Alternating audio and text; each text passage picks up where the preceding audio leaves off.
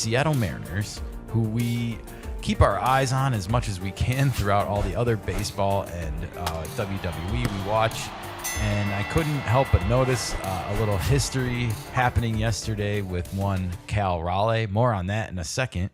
But the Mariners took 2 out of 3 this weekend from the Athletics, and this was in a pretty crucial spot because they had come off of losing 5 straight on the road before they had come home for this series on Friday.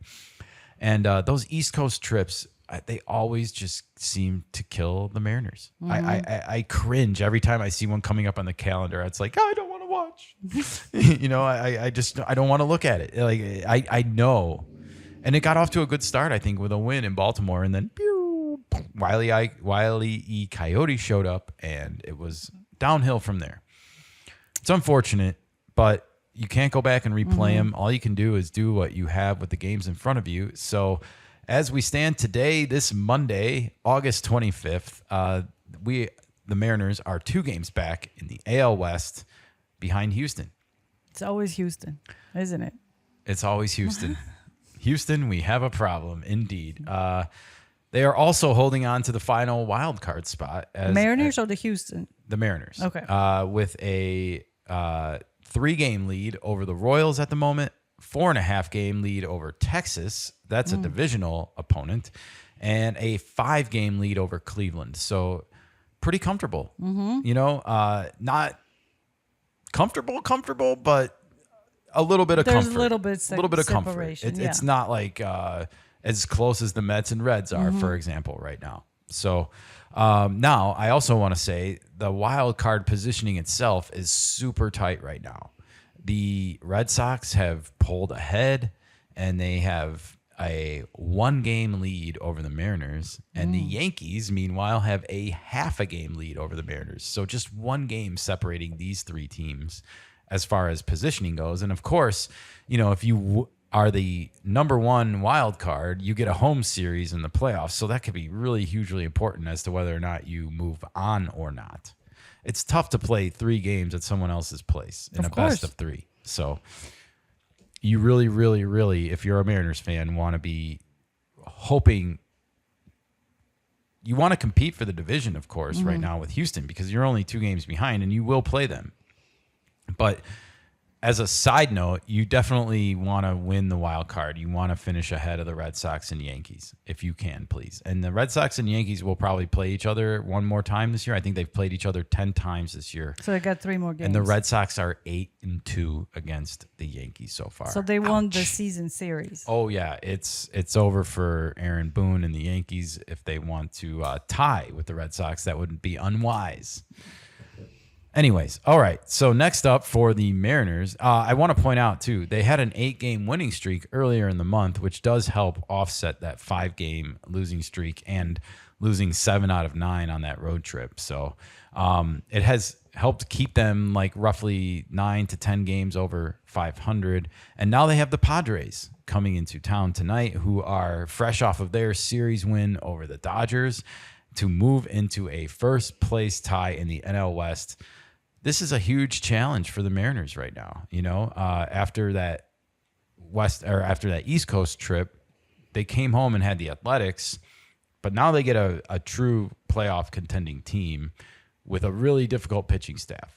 Well, Mariners have a decent pitching staff as well, so it's not that they're going to fold. But they have not been as sharp this year. I think everyone could admit that. They are not as dominant as they were in the previous 2 years. Part of that is because of injuries. They just haven't been consistently out there as a group together. That's true. Nevertheless, they do have sluggers now. They do. The Mariners have been hitting, and especially someone named Julio. We'll talk about him at the end of all this, but I want to talk about someone else first, and that is the big dumper, of course, Cal Raleigh, who made history yesterday, hitting home runs, not just 1, but 2, number 48 and 49 on the season. He ties Salvador Perez with the first one for the most home runs by a catcher in a single season, and then later in the same game breaks the record. He now owns the record. Wow, that's impressive. Congratulations to Cal Raleigh. Just to be sitting on a list at the top with Salvador Perez and Johnny Bench underneath you. Wow. So this is a record broken by a catcher. It is. Okay. Now he has a low batting average of 247 for the season. Now that's not necessarily low by today's standards, but it's low for the era that I come from. So deal with it. Nevertheless, he's my MVP. We're talking 49 home runs and now triple digits in RBIs. I still think he's the only one that's gotten to triple digits so far, but I don't have those stats in front of me. Who is the second contender that he's competing against? Aaron Judge? I mean, for home runs? No, just for MVP contention. Yeah, I would say he's competing with Judge right now. And of course, the Yankees are in a playoff race, and there's no guarantees, but it looks like both of these teams are going to make it. You don't want to count chickens before they hatch, but I just think he's my MVP because where would the Mariners be without 49 home runs? I mean, I know you can say the same thing about the Yankees, but to me, this is just too special of an accomplishment now. And I think people are going to point at the batting average. I don't care, it's not less than 200, it's not. He's been hitting the ball. He has, and he's gone through some tough stretches and whatnot. Now, you also could say maybe he's been playing under the guise of pressure lately because, he was one homer away from tying the record, and then obviously he hit 2, so now he holds the record. Does this help him at all? Does this take any pressure off? Maybe, but there's more pressure because then you have the franchise records that you're chasing. So there's always something. Exactly. This is not over. Yeah. This is just the beginning, really, if you want to be honest. There's 31 games left. He's got these milestones, in my opinion, that he can look forward to or have pressure put on him because of it. But 50 home runs, just the number itself is iconic. Yeah. And you're one away now. That's a lot of pressure. Probably. Then you have 56, which is the franchise record held by Ken Griffey Jr., who did it twice. Then you're going to have number 57 potentially on the market. After that, does it get easier? No, because then it becomes a conversation about 60 and then 62 and 63 and et cetera and et cetera and et cetera. So no, I don't think this is over. I think the pressure is only going to mount on him. The questions are going to mount. So while I wish him well, because I think it would be a cool accomplishment to break the Mariners record, it'll be a fascinating thing to watch how he plays and performs. And then the MVP calls are going to grow. And is that going to put pressure on him? Like Judge has won MVPs before. He's played under the pressure of that. But Cal Raleigh has not been looked at as an American League MVP ever before. So coming down the stretch, how will he respond to it? Man, I hope he does well. Yeah, me too. I mean, I'm rooting for him. I'll put it that way. But I do want to point out he's only hitting 222 over his last 30 games. And that kind of tells me he's been feeling the pressure and also the wear and tear of a long season as a catcher. Yeah. And oh, by the way, playing catcher to me, the way he does, it matters when it comes to MVP because that's a hard job. But I think he does need to get hitting back to around 250, which is where his season average is. And he has to do it without losing some of his power. Yeah.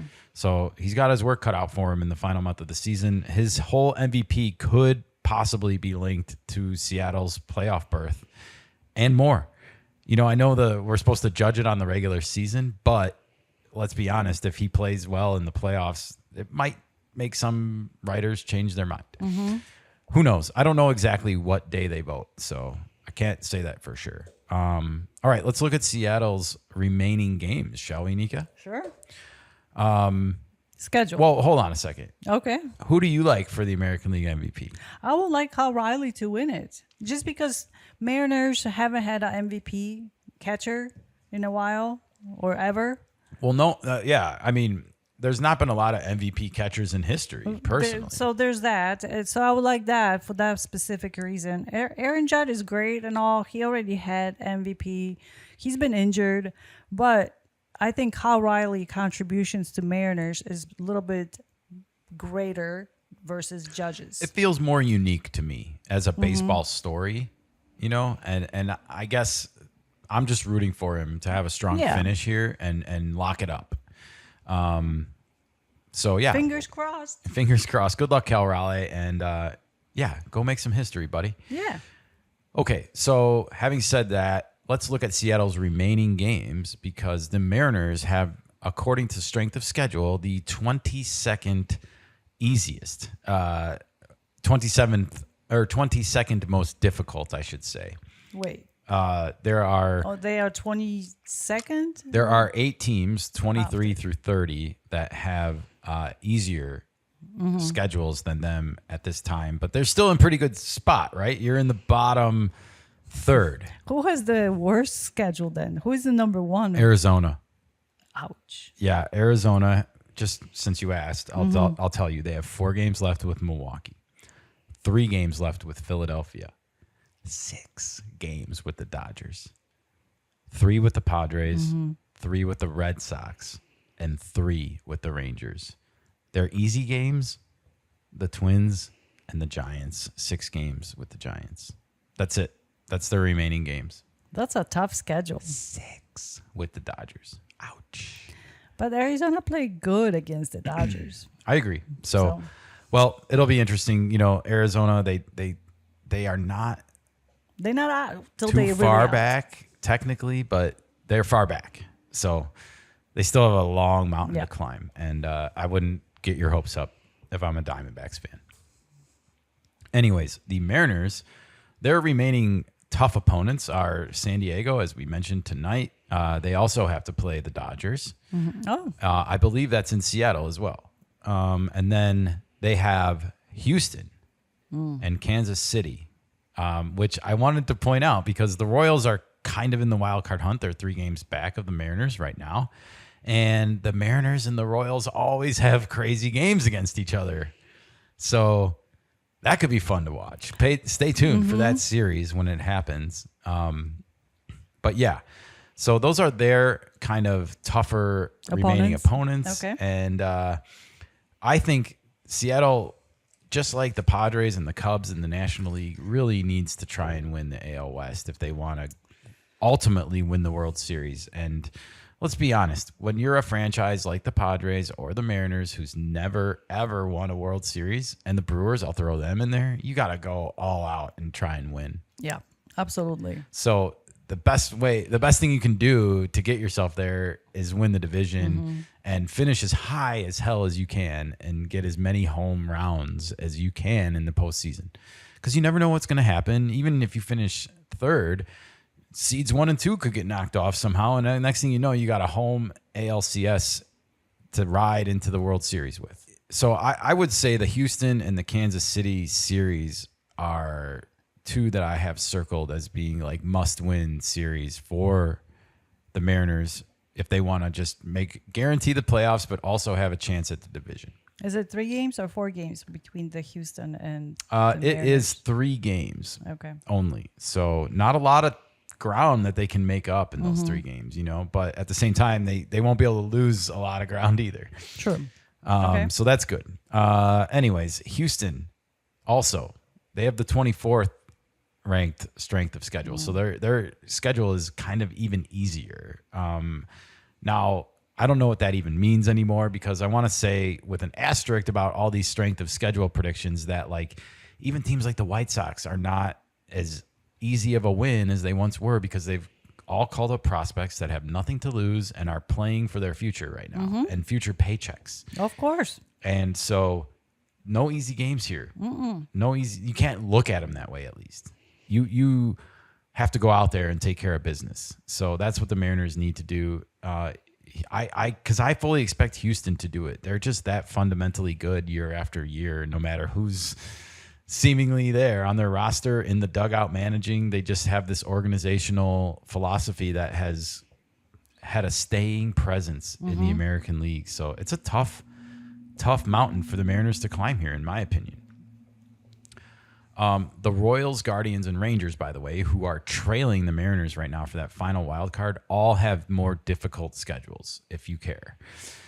Having considered what I just said, I don't know if it really matters. They all got to go out and play the games. Exactly. Yankees in Boston, who are slightly ahead of the Mariners right now, have the 27th and 20th. So the Mariners fall in between them if you care about the strength of schedule. Now, having said all that, the Mariners, do they have any help coming back, Nika? Do we have any injuries or any long-term help? And Not really. The answer is not really. No. There's not a lot of big names coming back. Ryan Bliss, the second baseman, is due to come back soon, and Gregory Santos, a relief pitcher. These are not names that light the world on fire. I'm not saying they can't help and serve a role on this team, but as far as like a big name, like the Padres, for example, have Michael King and Jackson Merrill coming off the IL sometime before the end of the month. Those are big names to me. The Mariners don't have anyone like that, but they do have Julio Rodriguez, Nika, and they need Julio Rodriguez to stay hot because just like he does, it seemingly year after year after year, after starting April, May, and June pretty ice cold, Julio Rodriguez has found fire over the past 30 days. He has a .290 batting average with 11 home runs and 22 RBIs. Oh, so he's a late bloomer. Every year, it seems like.